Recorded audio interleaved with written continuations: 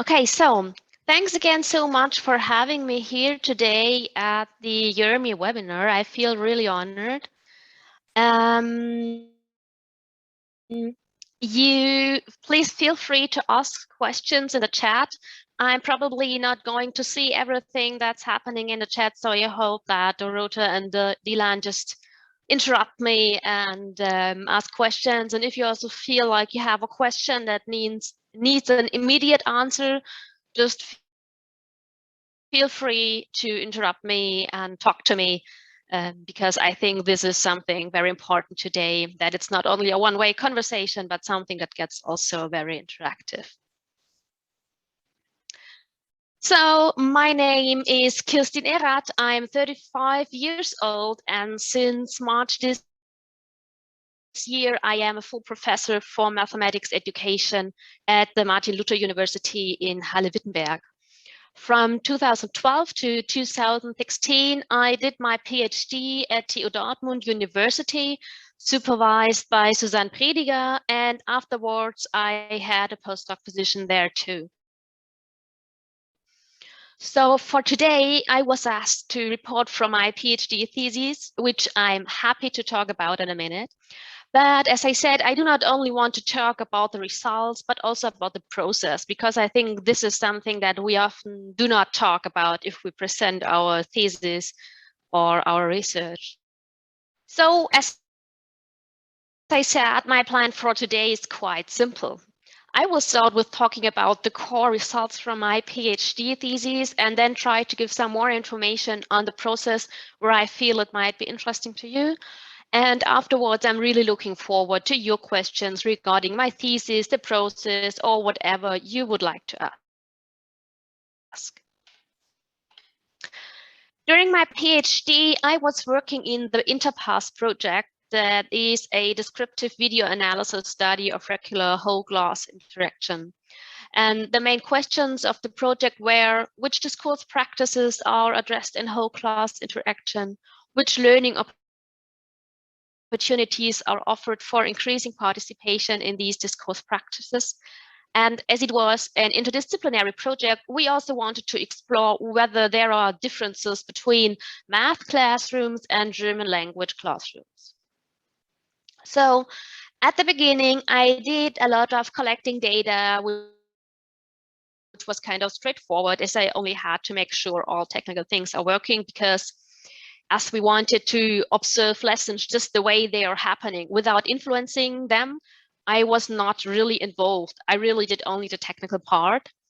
And afterwards, as you know, there was a lot of securing data and preparing data for analysis. And then there was this point that the project team started data analysis, and we had these project meetings regularly, and all the other way more experienced researchers started talking like, well, for me, it sounded like they were talking like written books.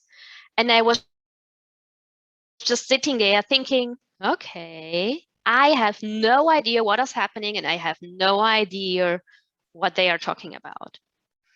So I felt a little bit lost, and this was maybe half year into my PhD process. So I talked to my supervisor, and I explicitly asked her, what is my place in this project? What is my contribution besides cooking coffee and preparing plates with fruit and cookies? Because I felt that was everything I contributed. And then my supervisor asked me, well, what is your expertise? And I told her, well, I am the one that learned a lot about mathematics, a lot about physics during my studies, but nothing about language or interaction. And so she answered, so you are the expert on the what? On what is discussed in the interaction, you are the expert in mathematics.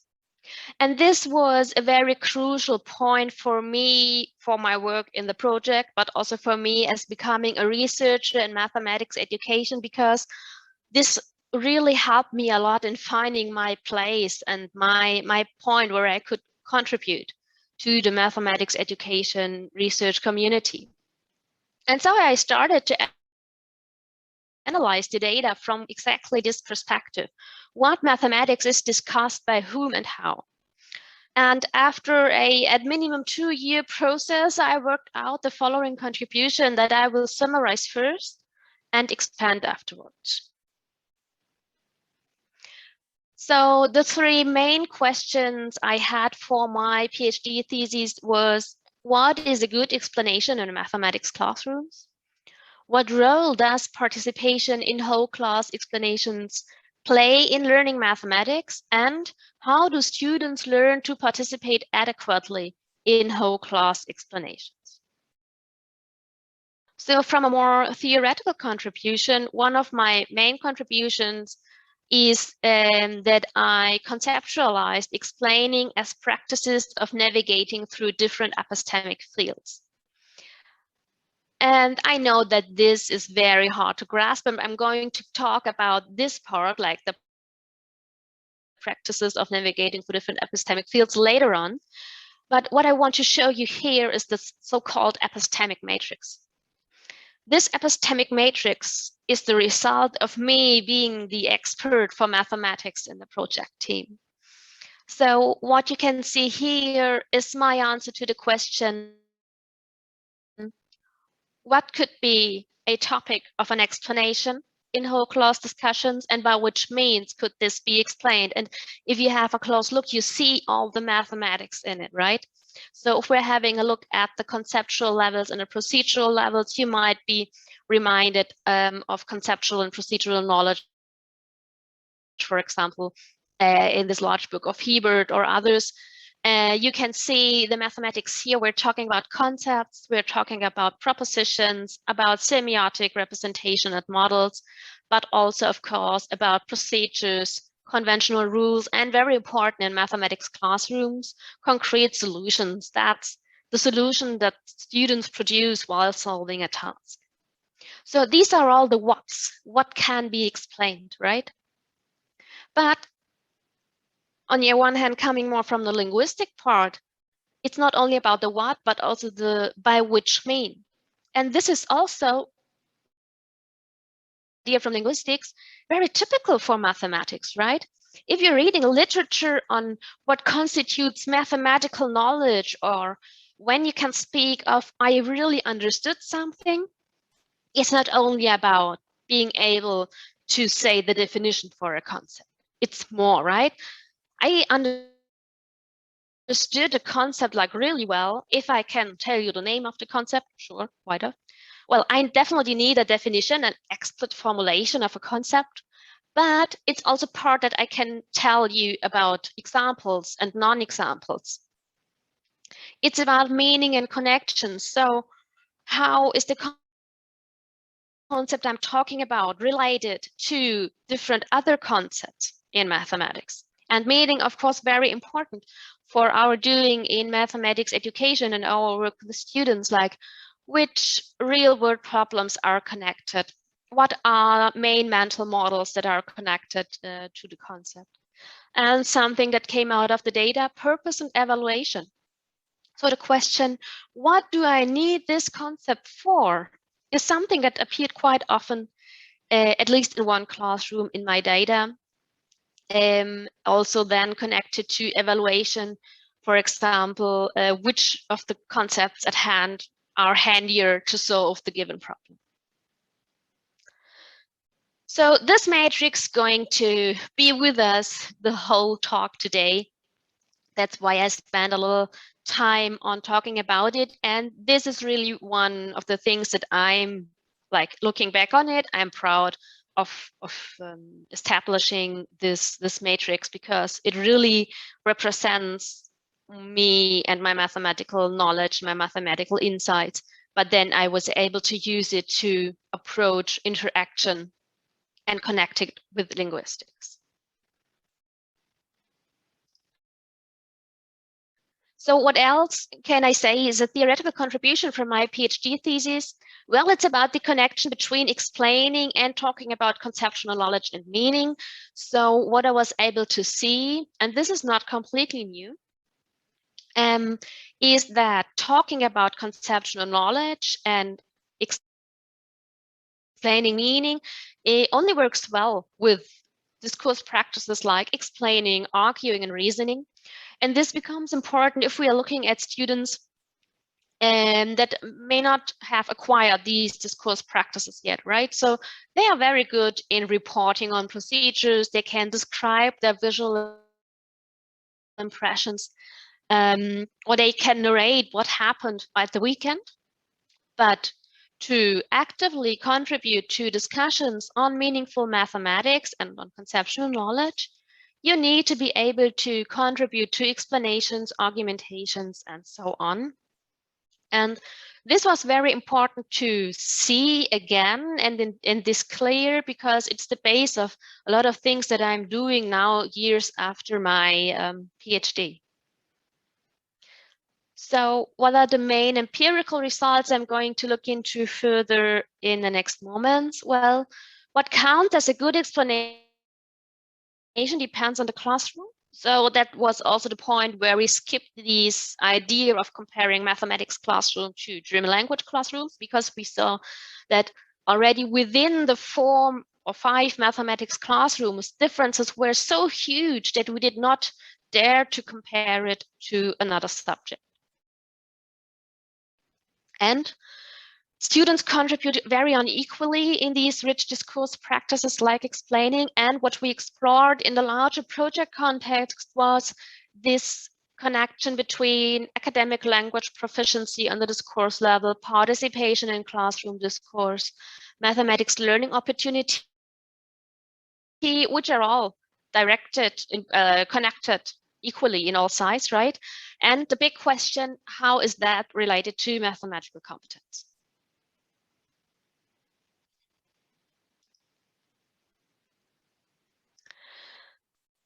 So let's start with the question, why analyzing whole class discussion or explanations at all? So I'm looking at mathematics classroom from a participationist perspective as established in mathematics education research by Spart or Krumheuer. And a participationist perspective is one that unites research under the assumption that participation in classroom interaction is fundamental for learning mathematics.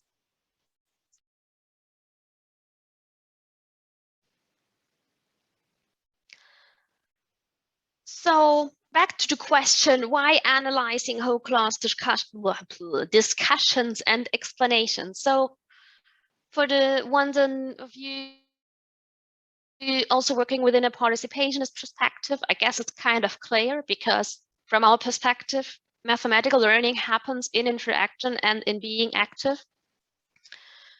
And well, I mean, this is written from the perspective of 2015, 2016. And back then, more and more studies in mathematics education point to the importance of the discourses level of brackets spoken language for the meaningful learning of mathematics for all children, and especially for those with low language proficiency. So my main points of references were the work of Barwell or of Moshkevich. But I must say that in the last years, right, there are even more studies, and it's wonderful to see how discourse, how language, how interaction is such a strong part of the mathematics education research community. And it's wonderful to see that I can contribute with my work also to this growing body, this growing area of research. So why did I choose explaining? Well, it's quite a pragmatic choice, I guess. Out of the various possibilities of linguistically distinguishing discourse. So I could have looked at arguing, at narrating, at describing, at reporting, but I chose explaining since it appeared most often in the interpass data. So from what I saw in the data, this was the discourse practice that happened most often. So that was the one that was the most interesting to me. You might know that there's a whole research tradition in Germany and beyond on argumentation and arguing. But I I specifically chose to go towards explaining, as well. This was the thing that happened most often in my data. But then this is something I just commented on during the poll time. Some of the sequences I'm looking at, other people would say, oh, they are arguing. I am saying, oh, they're explaining. So for me, it's not about being sharp and saying this is explaining and this is arguing, because there's, this gray area in between. And this gray area in between is as important for learning mathematics as everything that is clearly an explanation and things that are clearly an argument. So I'm working with a kind of broad approach to explaining. But I feel that this is being real, like, in classrooms, it's not an explanation, an argument, it's a whole class interaction. So let's have a closer look on this strange thing of explaining conceptualized as practices of navigating through different epistemic fields.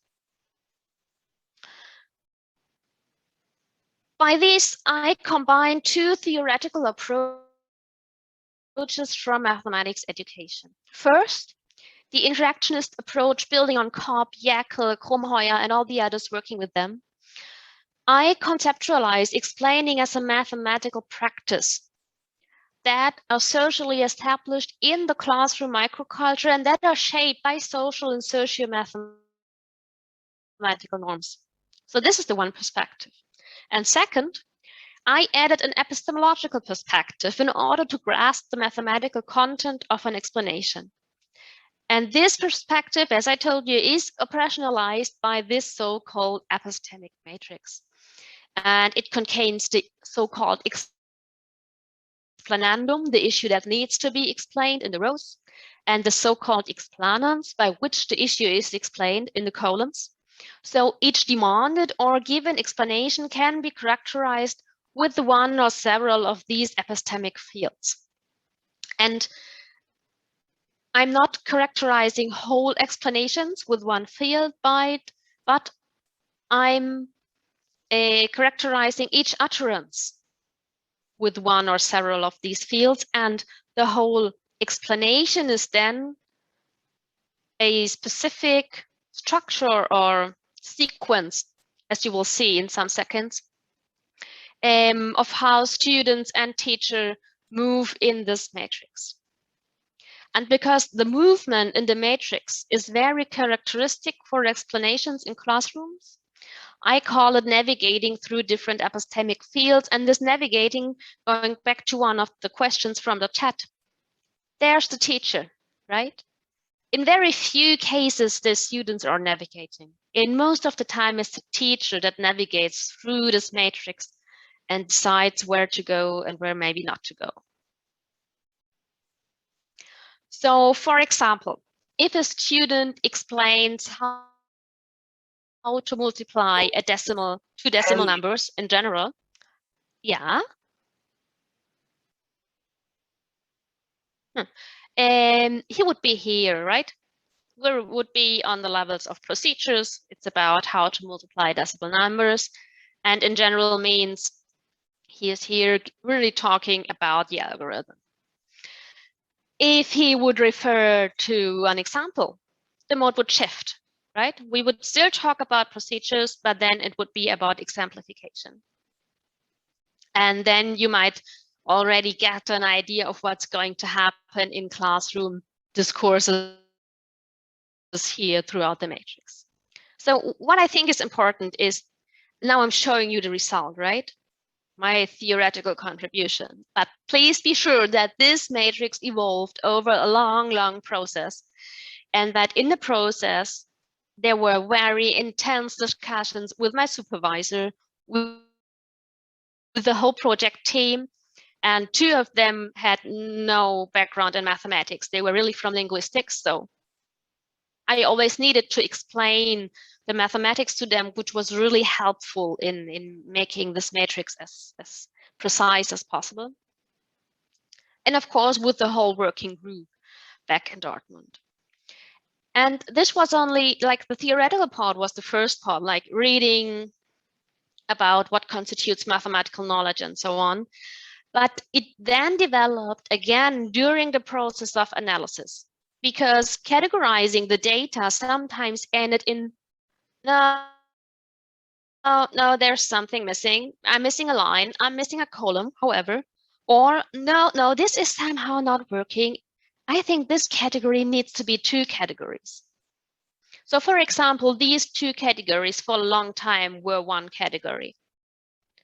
But then it would not, I was not able to show particular differences between classrooms. So quite at the end of my process, I decided to split in 2 categories. So that means I analyzed my data not only once, at least once in the process of enriching my theoretical matrix with empirical insights.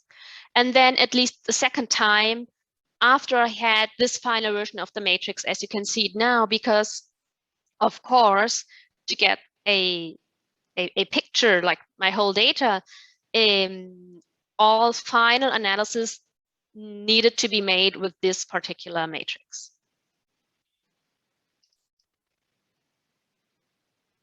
Okay, so let's dive into a little bit of the methods and more of the process. So I would love to give you some more insight into the way I use the matrix for analysis and explain a little bit more about this strange navigation idea of my characterization. So within all whole class sequences, I was very lucky to be able to have access to an inventarization of our project partners from linguistics. So in the interpass data, all sequences that might be relevant were already marked and transcribed. And this is pure luxus, right? We are often not in this position where all our interesting sequences are already described, but we have to decide from what we hear and see in the data what is to be described. So this is not standard, right? I was very lucky. So I had a look at all these sequences, and in the 4 classrooms I observed, I identified 121 sequences of whole class explaining, and they were all around 2 to 5 minutes each. Now the question is, of course, how to identify the practices I talked about theoretically in the data. I made I made a 3-step analysis using this matrix I showed you as an instrument for analysis and as a means of depictioning. So I analyzed the transcripts by means of the epistemic matrix, which means that each utterance was assigned to 1 or more of the epistemic fields, that is the cells of the matrix. And in a second step, this analysis was abstracted towards these so-called explaining pathways by depicting the results of the analysis back in the matrix. And what we can see here now is that I used rectangles for the students, and the numbers mean the turn number from the transcript. So large numbers mean further in the process of the transcript. And you can see circles. The circles I used for the teacher, and I included the arrows, always in case that the teacher followed up on a student utterance. So we can see, for example, here that the transcript starts with an utterance from Nicholas addressing these 2 fields. And what we can see then is a navigation from the teacher, because his utterance in turn 2 directs to another field, right? So that's this arrow and this arrow. And then we can see that the next student answering is Denise, and she's referring to this and to this cell in the matrix. So I know that it's hard to grasp, but I hope you can see this navigation idea, right? That is mainly depicted in the arrows, but also in the location. the depicted utterances from students and teachers. So that means at the end, I had 121 of these pathways. For each sequence, one picture. And in the third step, I looked at all the pathways of each classroom separately. And in an inductive process, I built categories of different similar pattern-like structures in a matrix. And each of these categories was then described as a practice of explaining in this particular classroom. And as I know this is hard to follow, let me show you this last step in a little bit more detail. So, in my theoretical part of the thesis, I defined practices as rule-governed, typecasted, and routinely recurring activities. How does this translate into the analysis of the data? Well, rule-governed means that pattern-like structures exist as participating in a particular practice follows particular rules, right? Just remember social mathematical norms, for example. And typecasted means that different practices have different structures, and different practices can be differentiated by these different structures in the epistemic matrix. And routinely recurring means that the practices are not established by something that happens once, but by structures that can be observed several times. So what you can see here on the slide are around half of the explaining pathways I identified in one mathematics classroom, and I displayed them in chronological order. And if you start to search for similar structures by always asking the same central questions, this happens. And I did this literally on the floor. So for each classroom, I printed all the pathways, spreaded them on the living room floor, and I started to build categories the way that you just saw, but with, of course, a little bit more ways around and going back and forth. So that means in this classroom, 4 groups of sequences with similar structures in the epistemic matrix can be repeatedly observed. That means in my data, I identified 4 practices of explaining in this classroom. So you can see these are the pictures that have the German wording, right? But the wording doesn't matter. It's really a matter of looking on it with a little bit from further distance. So what you can see, for example, is that all pictures up here, in every of these pictures, the pathways are only located in the 2 lowest rows, right? Here, here, here, and here. If you're looking at these pictures, there's a different structure. It's visible, right? You can see that these navigation pathways are all located more in the right top of the matrix.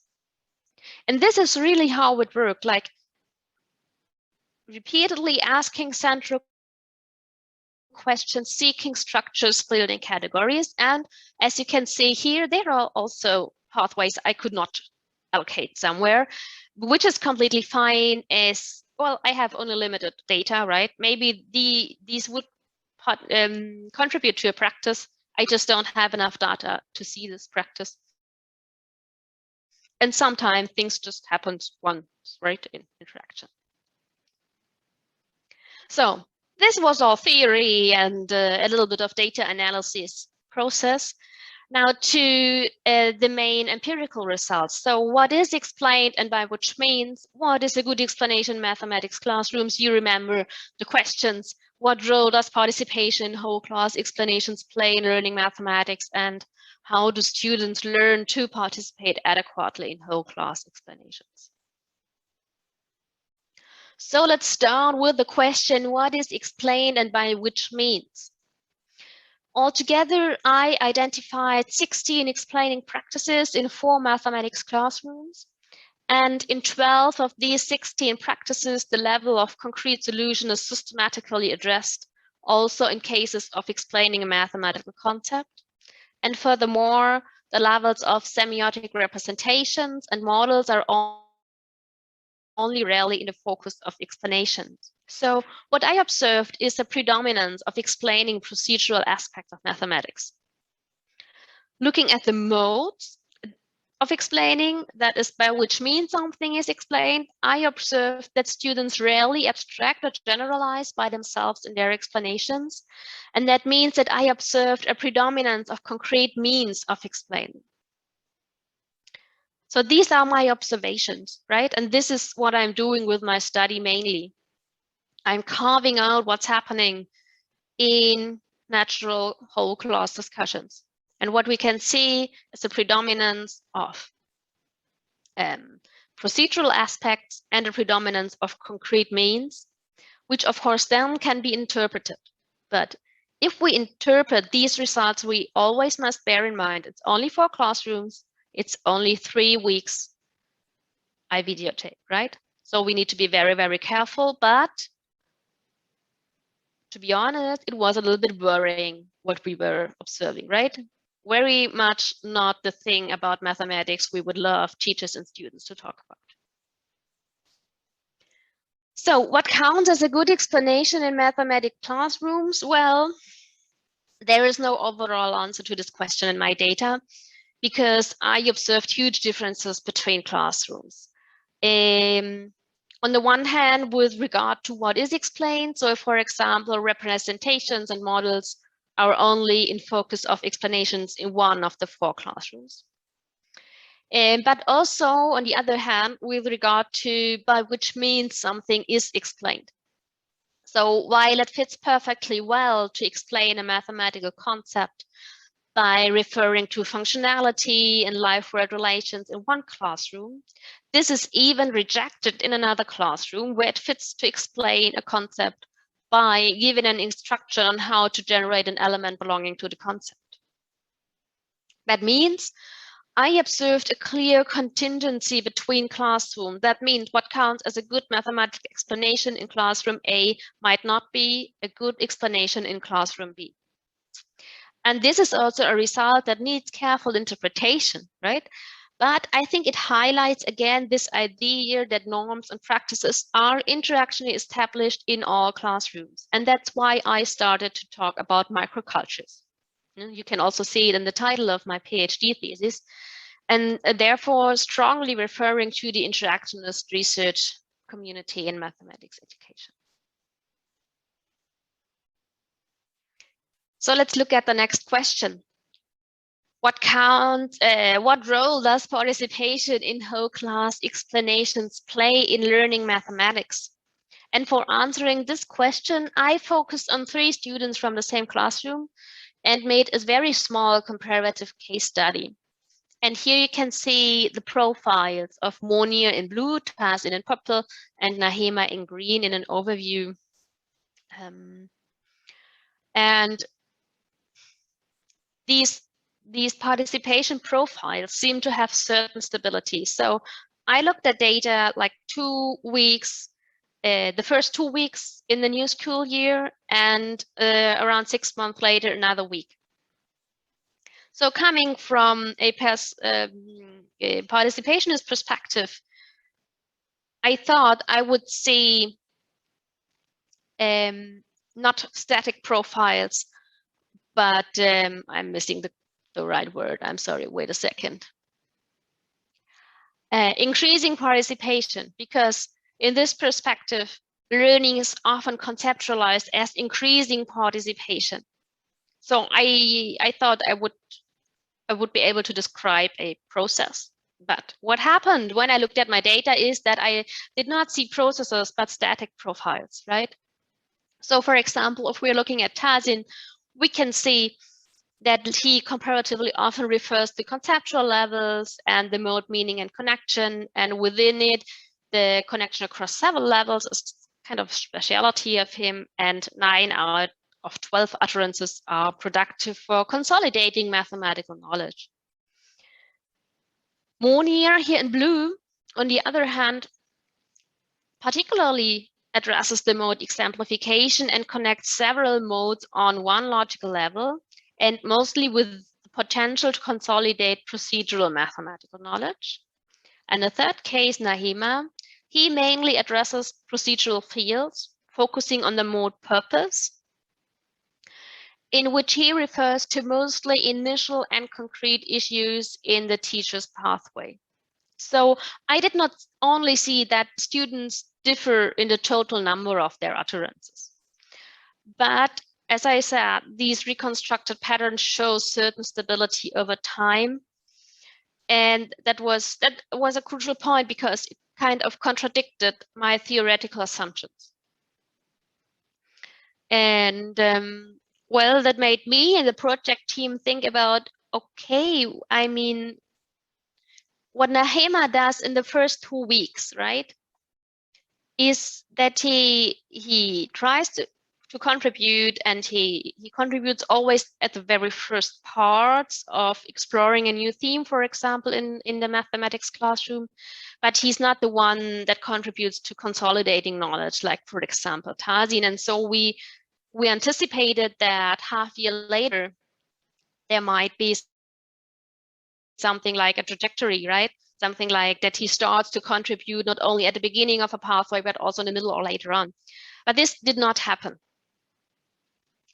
But I also only observed my 2 weeks at the beginning and the 1 week, like 6 months after. So maybe, I mean, I can only report from these moments. I don't really have longitudinal data. Maybe Tazin has his trajectory just later on. Or for him, I just did not look at the right lessons. We don't really know. But we made a further observation in the larger team, and that was that these profiles seem to be connected to unequal linguistic resources. So my colleague from linguistics analyzed from the mathematics data from the mathematics classroom and from the German language classroom, their discourse competency. And we saw that Nahema's discourse competency was comparatively lower than Monir and Tazin's. So if you're interested in that, I can show you the reference where you can read it.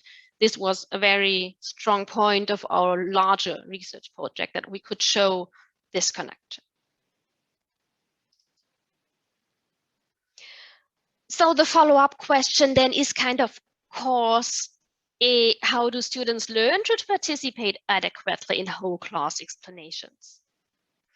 And well, at least in my data, I observed mainly implicit processes of establishing what counts as a good explanation, which is to be expected, because that's how norms and practices are established.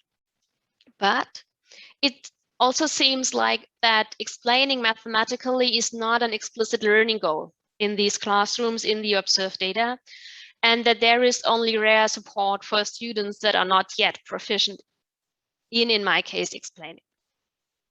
And that's where my research after my PhD continued in part. So I am still asking questions like how to design language responsive learning opportunities with a focus on discourse, and how to design learning opportunities for teachers for improving their ways of supporting discourse in their classrooms. So if I got you, if you are interested in more, I try to collect a little bit where you could have a further read. So on the theory of my thesis, I would love to recommend a book chapter in Language and Communication in Mathematics Education, International Perspectives. And on the empirical results of my thesis, I would like to point you to these proceedings. And as you can see, I've been to PME, but I'm particularly been to YERME, and this is where my international home kind of is. Because I still love to going to YERMEs, and at the moment I am co-chairing the thematic working group number 9 on mathematics and language. So maybe and hopefully we'll see each other in person in Bolzano next year. And if you have any questions on the working group, just let me know, just write me an email. I'm really happy to answer. And all these international meetings were really important for me and my process because I had to reflect on my research. I had to integrate my research in a larger international perspective. And I always got very supporting and constructive feedback from senior researchers from around the world and also from other younger researchers. Well, the main result of the larger project I talked about is published in Educational Studies in Mathematics, which is open access, so you just can download the PDF. And what happened since my PhD, the latest research on enhancing language for mathematics learners, we did a CEDIAM special issue, and I think the survey paper gives really a good overview on what is the latest research on enhancing language for mathematics learners. Also, this one is open access, so I hope you can just download the PDF if you're interested. So thank you very much for listening to me so long. I definitely talked longer than I expected it.